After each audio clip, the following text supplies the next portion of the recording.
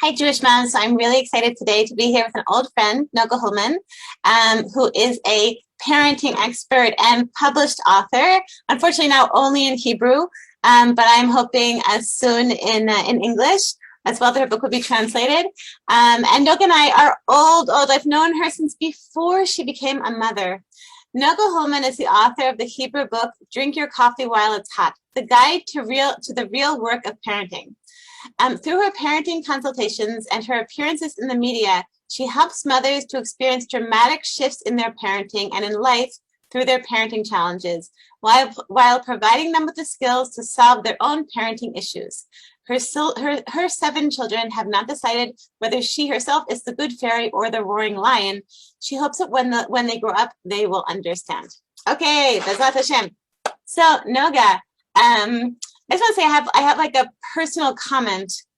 This is something I've been thinking for years, and I didn't say this to you, but like this is completely random. But so we were overwhelmed, young mothers of a lot of little kids, and raising our little kids in Nachlaot, over the same period of years, and now over this, then like we've become people who are like who now like our role is like inspiring and helping mothers.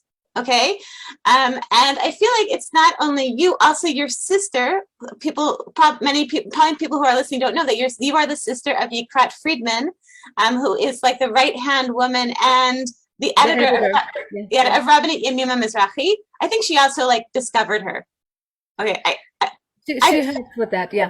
I think basically she was the one who discovered Rabbinit Yemima and brought her into like onto the world stage.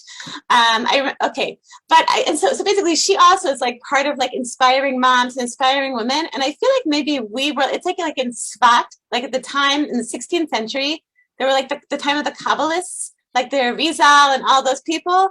And like they were all like living on like this hilltop in Sfat and like living in this very isolated kind of thing and thinking that they're just doing their own thing. But then they end up changing the world.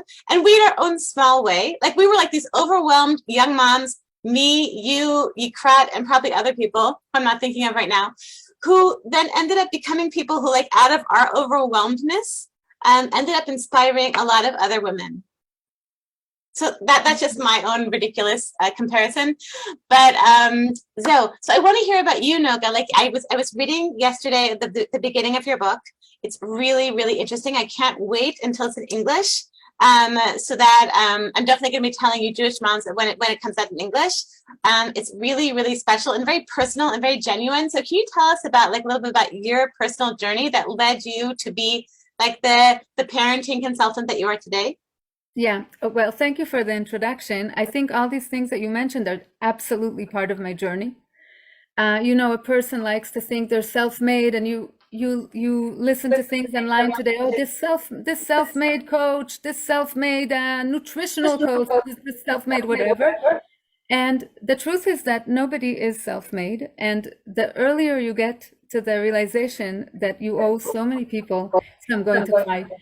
You owe so many people what you are, the more humble you'll become, and the better probably you'll get at what you're doing, because what I'm doing is advise mothers. But the truth is, I honestly believe that mothers can advise themselves the best, and my job is to give them the role to advise themselves. And this starts from the realization that I'm not self-made in any way, shape, or form. You're one of the people who shaped my parenting. I remember you're saying that we were peers as mothers, but the truth is that you were a mother, I think 2, maybe 3 years before me. And those 2 years made a big difference. It's funny because I also feel like I'm an older mother. I'm a more experienced mother, but now that our kids are big, I remember when I had a 2-year-old and you were pregnant. I remembered feeling like, oh, I'm the experienced mother, but now it's like it's the same. But there was a lot to learn from you. We were neighbors. I lived 1 floor over your house, and I saw a lot of what you did. So one thing that I saw that really left a mark on me is that you and your husband would go out maybe once a week, and I would hear the kids cry when the babysitter came. And I remember at the beginning thinking, how can they leave the kids to cry, and all that? And then it took me a few years, and I realized Jenny was so smart.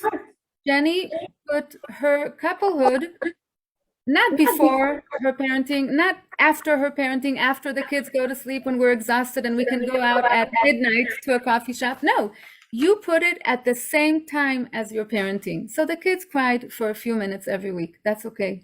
And that was a huge, huge lesson to me. Besides the fact that we wrote 2 books and I participated in the editing of the first book, and that book helped me through a difficult time at the beginning of my parenting. That was Expecting Miracles. You should put it in print again because mothers need it. It's such a wonderful book. So I saw that a young mother can write a book, a really, really good book. I saw that a young mother can leave her kids at home and trust a babysitter, which took me many, many years to do. And Okay, so can you tell the story of like behind the writing of this book being like what was the matzav, the situation that led to yeah. So can you talk more about that? yes. Yeah. Okay, so the name of the book is Drink Your Coffee While It's Hot. Yeah, I just want to say I brought, see, just in honor of the interview, I have a coffee mug, okay? I'm gonna say bracha baruch Yes. atah machlam shakol nimidro. I mean, it matches your dress. Oh yeah, it's true. Thank you. That was on purpose. No, it wasn't. And I think the title is an embodiment of the process I had to do in order to get to writing the book, because I have 7 children. I'm not the most organized person. My mind is very organized. My home is not organized, and it takes me a long time to develop systems that work for me. And I knew that I had something to give to the world at some point after my 7th kid was born. I had what's your age range? 21 to 21, 9.5. 9, yeah. But when a mother or a person, but also a mother, even a very busy mother, has something to give, she's going to have to find a way to give it. It's just going to find an outlet, no matter what, because it wants to burst out of you. So I started writing on Facebook. I write only on it's my personal page, but I write only on parenting. I'm very focused on the topic. And then my husband said, he's so smart.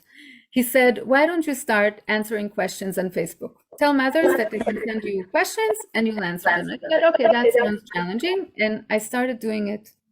And then this is like a fan page, or this is no, it's my personal page, my private Facebook page. Yeah, I don't have a fan page. And then someone, my sister, actually, my younger sister, pointed it out to a woman who ran a newspaper back then in Israel. She was the CEO of the newspaper, and told her, you need someone to write a parenting column. Take my sister. And that's what happened. This was so good for me because it put the writing on steroids. I had to produce 1,200 words a week. I had to commit. She didn't pay me, but it was a committed job. And I decided I'm taking it because my payment will be that I'll have a book at the end. So I realized that when you commit to someone and you have to put the 1,200 words every week, and they have to be good and they have to be almost fully edited, then what you get after a year is a book. Can you tell us, for all the moms listening who can't read your book, who don't know fluent Hebrew, can you just tell us can you just what tips can you give to all the mothers out there who are not drinking their coffee hot? Yes. Okay. I remember we had this conversation many years ago. You said that you wanted to name your second book Cold Coffee. Remember that? Yeah. And you told me that you told it to mothers and they said, no, Jenny, we don't want any more cold coffee. We want to drink it hot. Exactly. Oh, that's so interesting. Yeah, I remember that. So I want to explain the big deal about coffee, because some people might be rolling their eyes and saying, okay, what's the big deal? It's just a cup of coffee, right? I can reheat the water. I can drink it tomorrow. I can wait till the kids go to sleep. I can take them to kindergarten and then come back home and drink my coffee while it's hot. But I think it's a very big deal because it's become a symbol. First of all, cold coffee has become a symbol of being a righteous mother. I'm putting myself aside here. I'm making this cup, and then I'm going to find it at the end of the day, cold next to the sink. Hooray, I was an amazing mother today. I didn't think about myself for 1 second. I sacrificed everything for my kids, right? So if I get to drink my coffee while it's hot, maybe I'm not okay.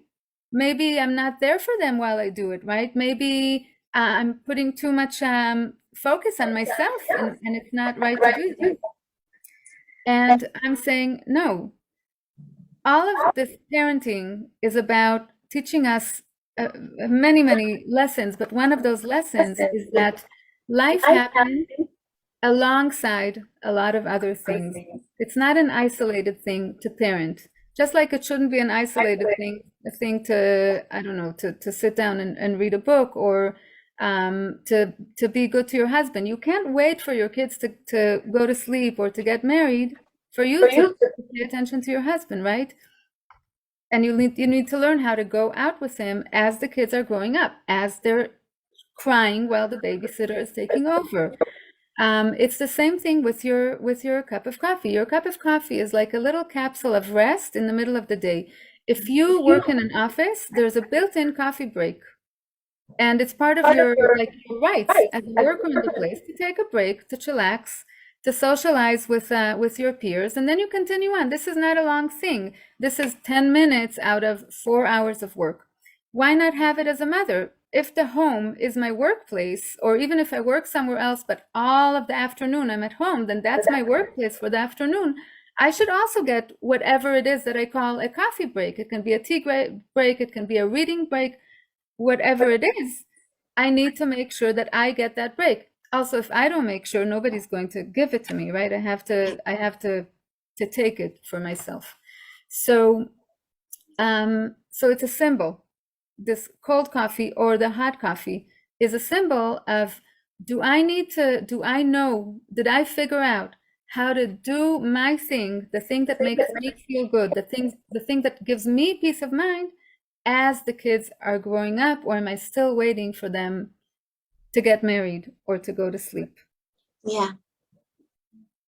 Yeah. So I wrote all kinds of examples that are beyond the mug itself. Mm-hmm. Some of them are regarding the mothers, and some are even regarding the kids, because it's like, it's a concept for life. Drink your tea while it's still hot. Do things that are time sensitive. Do them when it's the right time. Don't wait for later when it's too late, or when you're already so burnt out that you're not even going to enjoy it. Right, right. So like in addition to like drinking coffee, like what are the things that you and Noga personally do to like feel that you take time for yourself, like parallel while parenting, that you take time for yourself to do? So I'll just mention that it's not necessarily parallel. Parallel is when the kids go to GAN, to kindergarten or to school, and in the morning, I'm going to do all the work that I can do when they're there. So I'm here and they're there, and two separate things are happening, which is a very necessary skill, of course, and this is how we get things done, a lot of them. But I want more than that. I want myself to feel good in the midst of all that. So it's like, it's an art of living in the midst. And who more than mothers has 20,000 opportunities a day to practice that? No, it's not about doing Okay, so it. tell me, so what does your afternoon look like? Okay, I understand now, like the house is quiet. Okay. What is your after, like your kids are around, and especially okay during Corona also, or like when your kids were younger and you really like, what did that look like? How were you doing what you wanted in the midst of the family? Yeah. Okay. So after many years of trying to figure it out, yeah, it didn't happen when they were born. It happened later. So the first thing was with the teacup. When my son, my fourth son, so this was when my oldest was 5 years old. All of a sudden, I realized my tea always waits for me cold next to the sink. And we were visiting my in-laws in America. And in one of those stores, there was a travel mug. And I realized travel mugs are not only made for cars, they're made for mothers who travel from the kitchen to the living room all day long. Yeah. So for my travels, my mothering travels, I bought this cup, and then the coffee or the tea stayed hot for a lot longer than if it's in an open mug. Yeah. So that was a beginning for me. I said, okay, now I can take my mug with me. I started to take it to the playgrounds and to everywhere else, and people here already know me as the woman with the mug, because that's what I've been doing since then. Oops, I'll turn off my phone. Just a minute. Okay, so then it went beyond that. So I like to read books. So everyone should think about the thing that they like to do. For me, it's books, for example. So I learned that I need to have a book everywhere in the house. So for example, I have a laundry closet and there's a book waiting for me there. I just want to say something. So you were speaking before about how I inspired you. So something that how you inspired me, just how you had this, you were always learning something. Like you would go to the university and study Yiddish. You have a master's in Yiddish, right? No, I stopped in the middle. Okay. I remember you because of the kids. Because of the kids, I have to blame someone. Okay. No, you're always reading and you're always learning and you're always like learning new like approaches in parenting. And so continue. So yes, so that it's good you mentioned it because it's something that's so important to me. It's just going to have to happen. Otherwise, the quality of my life is going to be terrible. And no kid wants a mother with a terrible quality of life. So for me, books are big like compensation for the fact that I can't do other things that I want, like that I didn't go to work or other things. Books did it for me. But that meant that they have to be available to me when I'm ready for them, which could be, I have two minutes to read a book or 2 seconds to get out of the house and I need a book to be ready for me. So I had a few books around the house. So one was waiting at the laundry pile. So I would go and do the laundry, but also I would read 2 pages.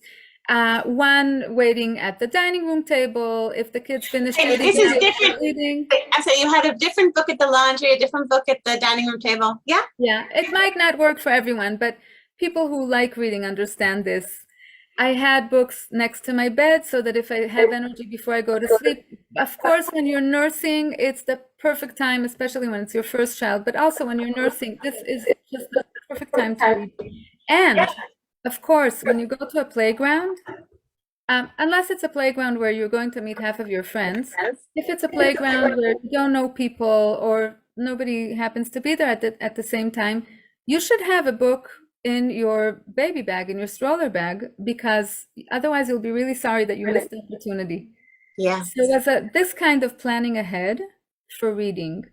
So lately, I was thinking about maybe starting to garden. You mentioned Corona. A lot of people started gardening during Corona because we were so home focused and we wanted to have some action. So gardening was a good idea. Now, I always thought that for me, it's either being a mother and raising kids or raising plants. And it can't be both at the same time because one of them will die and you know who you don't want it to be, right? So I gave up on plants and my courtyard was pretty ugly and the house had no greenery in it. And I just, you're narrow focused on what you need to do. You don't even notice. During Corona, I noticed it and it bothered me. So I said, how do I go from that line of mine that it's either or to having it both at the same time? So I employed my young son, who was so fascinated with the whole thing of soil and plants and how they grow and the roots, how they grow in the water. And now for me, it's such a parenting tool. So that's another example of how to drink your coffee while it's hot in the midst of things. You want to have plans and you feel like you can't. See if any one of your kids is going to join you, or maybe a few of them, and it turns into one of the best activities that you'll ever find for your kids. There's questions from the book and how you responded. I have a lot of favorites, really a lot, but I think one that was, there were a few that were mind-blowing for me because, you learn a lot from your students. So if we say that the student is the mothers who send me their questions, some questions really demanded that I take another look at what I thought I was doing right and discovering I was doing it wrong and getting strength from the question that the mother asked me. Yeah. So I'll give an example of that in a moment, but I'll tell you the first answer, the first question, the one that you read, because it's the one that comes with the free section of the book that I provide. That really shook me up. So this mother said, I have a 4-year-old and a baby and maybe a kid in the middle, I don't remember. And I'm tired of this 4-year-old stepping on the baby and mistreating him and mistreating me and being chutzpahdik, and she's driving me crazy. And I'm so tired that I'm planning on doing something really extreme. I'm planning on taking a whole Shabbos by myself And I'm going to tell her that I hope, she'll learn from that, that her behavior should be better. And what do you think? She says to me. So I try to think, was I having such a hard time as a young mother? Because I remember being nice and being patient, and I had, nice, gentle kids. They weren't. This one, sorry, I remember the question. This one also screamed, like would scream a lot. Right, the daughter also screams. Yeah, could be. It's a whole scene where you just get really, really tired because of the behavior of this 4-year-old. And I thought to myself, no, life was really nice and easy. And then I remembered something that in the same building that we lived in, there was a grandma. I always said hello to her, but I never went into her house. And then one day, when I was going with my oldest daughter to what I call the walk to nowhere, those walks where you walk in the afternoon and you're hoping that you'll see a cat and you'll see a dog and you'll see your friend and you'll go to the playground and you'll spend the whole afternoon only to come home to dinner and to bedtime. The walk to nowhere. So we were on our walk to nowhere, and we were going down the stairs of the building, and the neighbor says to me, do you know what's going on in New York? Now, my daughter is 21, yeah? So this was when she was about a year old. And I said, no, what's going on in New York? She says, well, you don't have a TV, so you have to come into my house and watch this. So we go in, and I see probably already a replay of the first tower of the Twin Towers just tumbling down. And I'm sitting there, like you're watching some kind of movie, right? And you can't not look at the screen. And before you know it, the second tower is coming down. And at the same time, this grandma and her daughter who was there are giving my daughter a cookie and a candy. And they're so happy that there's a little girl in the house, and they're taking care of her. And I'm watching this movie on the television. And I feel so relaxed because the little walk to nowhere found a destination. And my afternoon is set. I understood that this is a big terrorist attack and that it's going to take a long time to watch all of the commentary on it and to watch the replays again and again. And I realized this is the afternoon found a purpose, Mm-hmm. And I was writing this answer to the mother, and I was telling her, look at this. The most horrible thing in the history of America and terrorism happens, and I'm so content. And to this day, when I look back to that afternoon, I feel content. I'm trying to feel horror, and I can't. And it's a sign for me that parenting was so, so hard. Yeah. That it was so extreme, and it doesn't look extreme, right? This mother says, I want to do an extreme thing. I want to go away for Shabbos. And I wrote her, you are already doing the most extreme thing in the world. From the day you gave birth to this girl, you are living on the edge. But because we see mothers and kids all day long on the street, and our friends are mothers, we think, what's the big deal? Oh, another day of mothering. Another day of extreme living with very, very tiny, demanding people that suck everything out of you. And it's not a complaint, it's just a fact. And we should remember that and give ourselves a huge dose of appreciation and love, because we're living on the edge. Wow. So that answer for me, first of all, showed me that I've been living 21 years of living on the edge. Wow. And I should give myself a lot of credit and forgive myself a lot more than I do for the things that I do less good. I shout, I raise my voice, I sometimes say really things. Okay, I'm living on the edge. Yeah. All in all, I'm doing very nicely for someone living on the edge, and probably so are all of the mothers watching this. Otherwise, they wouldn't be watching this. Wow. So wait, I'm sorry. Yeah, you were going to say? Yes, I wanted to say the other question that shook me up and woke me up was a question of a mother who said, I serve my kids all day long, and sometimes I want them to bring something to the table and they say no, or their brother wants to serve them instead of me, and they say, no, only Ima.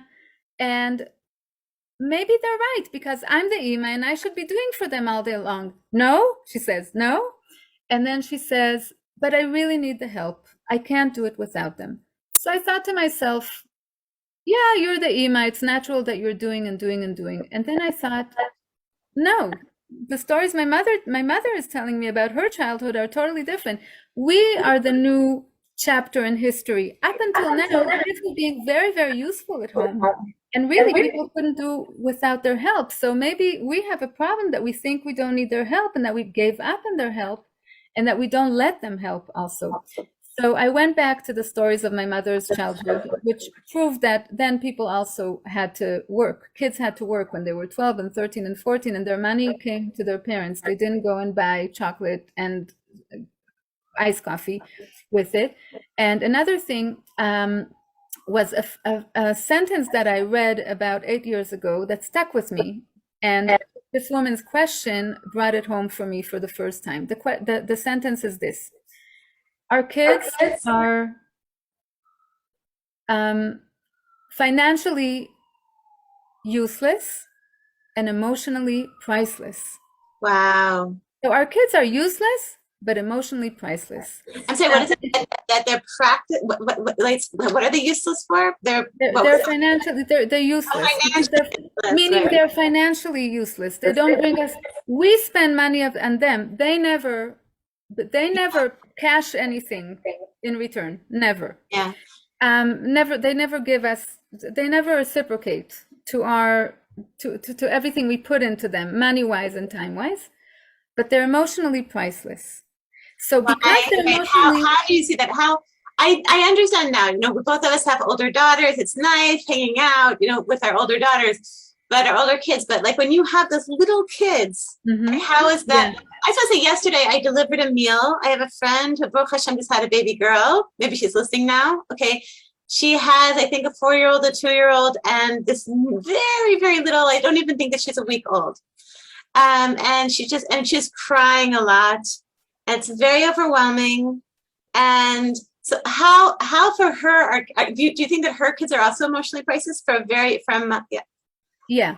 So our kids make us happy and they make our parents happy, and they light up the world. There's no question. Kids light up the world. There's a difference between a society where you never hear a kid's laughter or excitement and a society where you do, right? It's happier. It's more balanced. We have all the ages. They really are priceless emotionally. There's no question. But in the past, they were also priceless financially, from a practical point of view, from a helping point of view, right? If you had a farming family, they needed those hands. They actually needed those kids. And the babies already joined the mother in the field when they were babies. They weren't doing anything, but they were also not demanding separate attention at home. She didn't need to make cookies with them or to make Play-Doh for them. She just took them to the field and they joined. They were in the midst of everything. Now things became separate.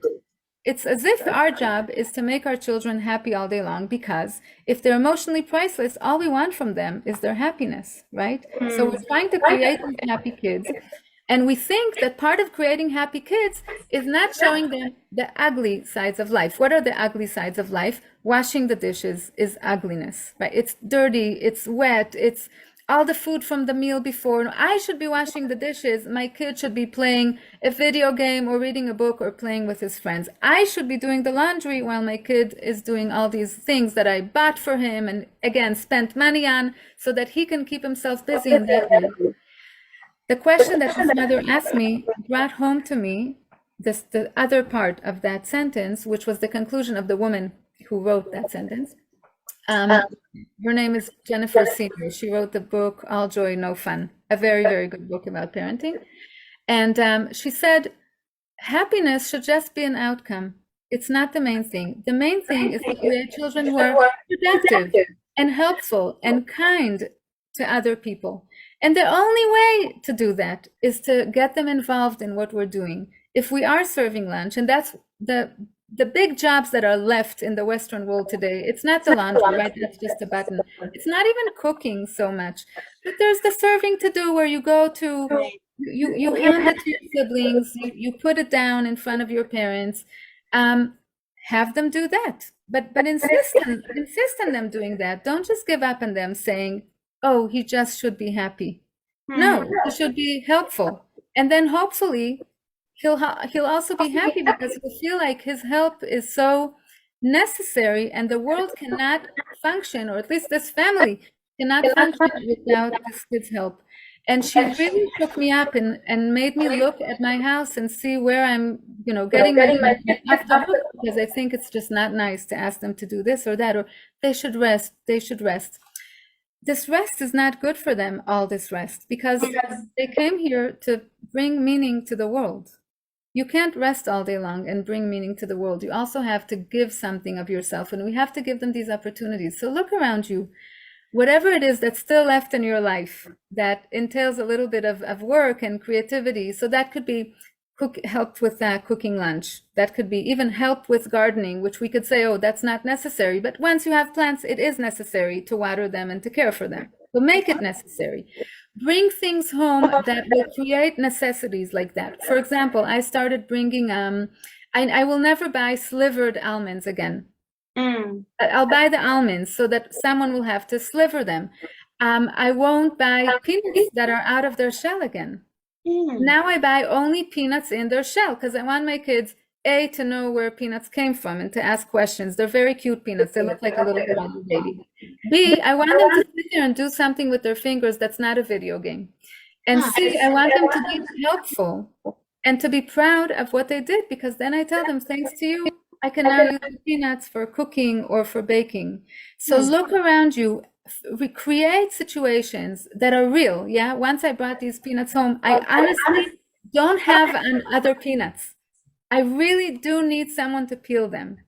Have them help a neighbor with something. Our neighbors came with a bunch of stuff in their car one day and my son was with me, and I said, go and help them. He was so happy, he's strong. So finally someone is using the strength and giving it meaning that's beyond the kid himself. I utilize Shabbos. Shabbos meals have to be prepared. It's a lot of preparation. It's a lot of cleaning. It's maybe calling guests or hosting guests. Utilize your kids and give them the feeling that this meal would not be the same without their help. It's so important, and I think we're all lacking in that. And for me, that question brought it home. And I'll just pick the one line from the question where she says, but honestly, I need help. I thought to myself, I don't feel like I need help anymore. I created a situation where I can pretend like I can do everything myself. And she woke up that need in me. And since then, I tell myself I'm not doing it myself because I need that help. And they actually want to help even when they say they don't. So that was really, really life-changing for me. What'd you say? It was life-changing for me. That Wow. question. Oh, interesting. Are your kids like how? I'm sure many. I'm thinking. I'm sure many moms are thinking like how do like if a child is like no I don't want to peel the peanuts. I'm going to play soccer. So what? So how like how do you deal with a child who's not so happy to help? Yeah. So again, it's not about the happiness anymore. Yeah. And that helps me because, okay, so he'll be a little sad that he didn't go to soccer now. So I say, okay, so peel or shell the peanuts, and then you can go and play soccer. And they're always happy. I promise. They're always happy when they shell peanuts. It's the cutest thing. I would stand there all day long and do it myself if I could. It's nice. It's, it keeps you busy. You can have a conversation while you're doing it. You can eat some while you're doing it. But I'll say I want to be honest with this, and it's not all perfect. It's not like a fairy tale or a happy ending or anything. It's a process.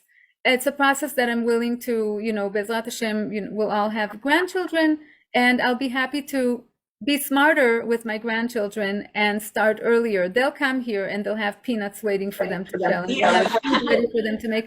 And really, I don't look back. This is one thing that I learned, and I really live it. I don't look back saying, what would I tell my 20-year-old? Oh, you should have done that, or you should. What would I tell myself when I was 20, when I was 26, having my first child? You should have done that. You should have done that.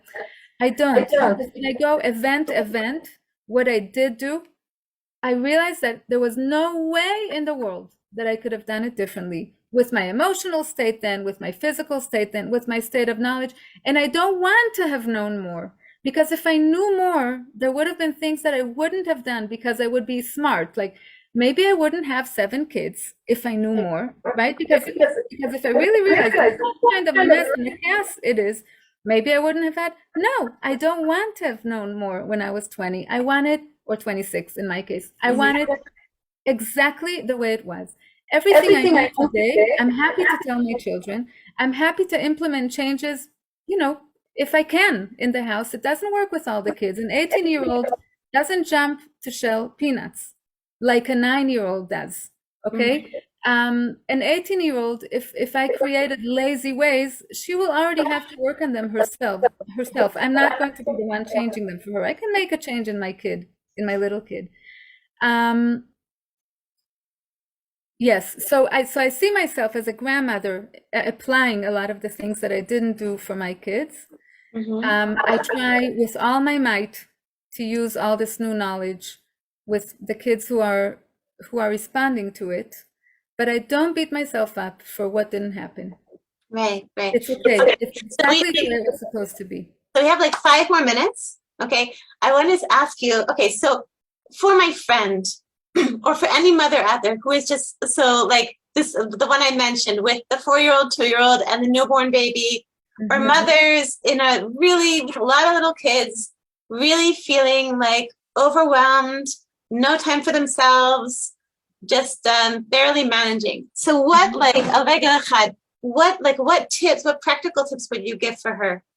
Okay, so for me, the practical tips are always also on the thought level, because once we look at ourselves differently, the whole situation just calms down because we change our expectation.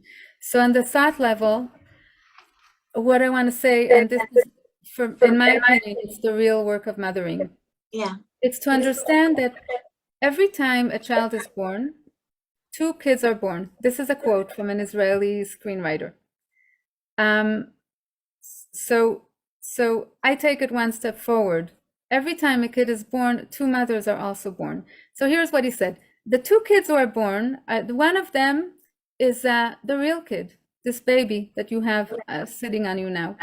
And the other is the kid you imagined, the perfect little kid, I don't know, blonde, blue eyes, always courteous, always smiling, and always listening to you, and never having a tantrum in the supermarket. These are the 2 kids that you have. The one who's the real one, and the one is in your imagination. At the same time, 2 mothers are born. The one that you are, with your physical abilities and your mental abilities and whatever is going to happen to you in life. And the one that you imagine, that perfect woman who has all the kids standing in line, dressed beautifully, all in the same uniform. They're all perfect. They'll all excel in school. You will never have any type of problem. They'll never shame you in public. And he says, there comes a point when you have to choose between that real kid and that imaginary kid. And there comes a point when you have to choose between that real mother and the imaginary mother. I say that point comes every morning. You wake up in the morning with the imaginary mother of today, that perfect mother, and you might be today, but maybe not tomorrow, and maybe you weren't yesterday. Life is dynamic. And the earlier in the day that you accept the mother that you really are, the faster you'll be able to get to the ideal mother of that day. Interesting. Because who you are this morning is your starting point. It's not a verdict. You don't have to be afraid of it. If I tell myself in the morning, oh, I'm screaming, it's not a verdict. I'm not a screaming mother. It's just a starting point. How do I stop screaming in the next hour? How do I scream less in the next hour? How am I going to put more of a smile on my face within the next minutes? It's a totally different way of looking at it. Now, regarding that mother with the 3 kids, both of us, you and I, were that type of mother for many, many years. I was that mother for 12 years. I had 7 kids, all under the age of 12. Mothers here know it's a very big chaos. It's a very big mess. It's inevitable, even if you're a very organized type of mother, even if you have a big house, and even if you have help. It's inevitable. So what do? So here's my tip, and it also shows up in the book because I had exactly that question. My tip is trust your hands. These are the hands that when they touch fire, they move themselves away and save you without you having to think. And those same hands are now taking care of your kids. So one kid is saying, Ima, make an egg for me. And another kid is saying, Ima, give me water. Now it could be that you're making an egg for the same kid who's also asking you now for water.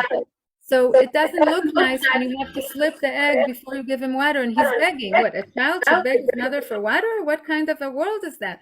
Well, that mother is now making an egg for that kid. Or that mother is now drinking her coffee so that in a few minutes she'll have much more patience for that kid than she had 5 minutes before. Or that mother is now taking care of his sibling who needs a diaper change. And just let your hands decide for you what comes first. If the diaper is leaking, then the diaper will probably come before the egg. But if the egg is burning, then the egg will come before the cup of water.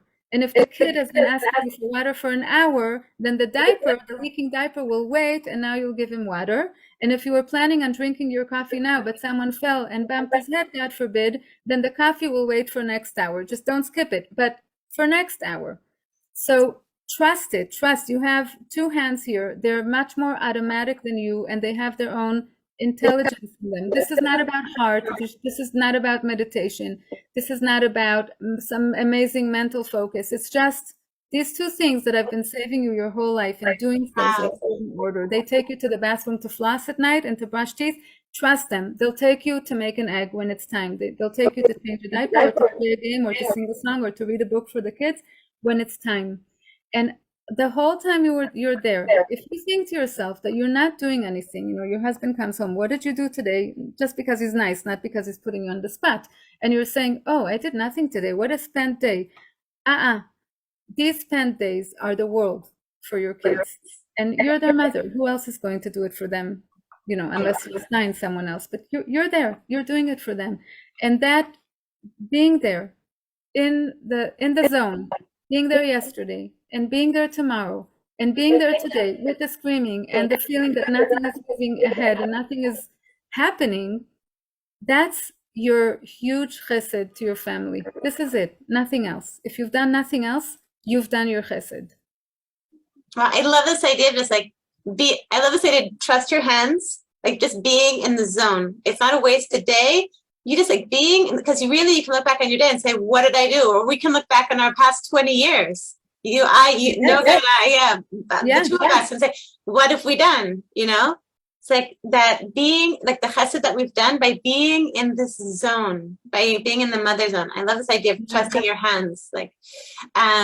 So Noga, this was incredible. Thank you so much. So what mothers who are eager, for the mothers listening who are eagerly awaiting the English translation of your Hebrew book, so what can they find in English by you? On Upside Down Parenting? You can go to upsidedownparenting.com. And as I said, I'm not adding any new materials, but there's plenty there. And I know from others that the mothers who find it themselves or who remember that I had it at one time and they go there, they enjoy it immensely. And regarding the Hebrew, you can also sign up to my newsletter. That's shorter. And if you do enjoy reading a certain amount of Hebrew, then you can sign up for that. And on your website. No, so that's not Upside Down Parenting. That's NogaHullman.com. Yeah, that's the active website, NogaHullman.com. And there's also a lot to listen to. So if you're not a Hebrew reader, but you are a listener, there's a lot of radio conversations that I put there. Some other things that I did in the past that are there in a podcast form. Yeah. Also, while we're talking, then I think that you have I owe you again a thank you for something that I had forgotten about when I was writing my second book, One Baby Step at a Time. And I remember I was looking for inspirational inspirational like things, inspirational like readings to put in between the chapters.